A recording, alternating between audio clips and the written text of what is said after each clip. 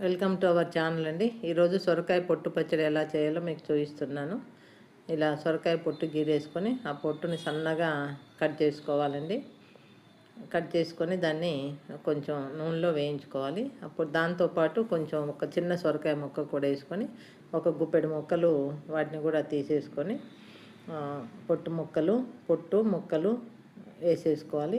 Stove మీద గిన్నె పెట్టుకొని 2 స్పూన్ల ఆయిల్ వేసేసుకొని 4 ఎండుమిరపకాయలండి. పచ్చిమిరపకాయలతో కూడా చేసుకోవచ్చండి, కానీ నేను మాత్రం ఎండుమిరపకాయలతో చేస్తున్నాను. ఎండుమిరపకాయలతో పాటు ఒక గుప్పెడు కరివేపాకు అండి. కరివేపాకు ఆరోగ్యానికి మంచిది కాబట్టి చట్నీలలో ఎక్కువ వేసుకోవచ్చండి. తర్వాత వాటితో పాటు ఒక 2 టమాటాలు కూడా వేసుకుంటే చట్నీ టేస్టీగా ఉంటుంది. అవి మూత పెట్టేసుకొని మగ్గించుకోవాలండి. అలా మగ్గిన తర్వాత కొంచెం పసుపు వేసి చల్లారించుకోవాలండి దింపేసుకొని. ఇప్పుడు రోట్లో ఎండుమిరపకాయలు, కరివేపాకు, ఉప్పు, కొంచెం చింతపండు వేసుకొని ఎండుమిరపకాయలు మెత్తగా నూరుకోవాలండి. ఇది మిక్సీలో కూడా వేసుకోవచ్చండి, అది మీ ఇష్టం అండి.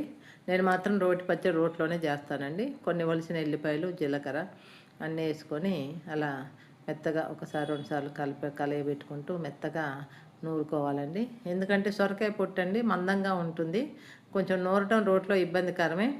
అట్లా ఇబ్బంది అనుకున్న వాళ్ళు మిక్సీలో వేసుకోండి, మెత్తగా అవుతుంది. కానీ ఎండుమిరపకాయలు ముందుగా వేసుకొని తర్వాత ఇవి వేసుకొని నూరుకోవాలండి.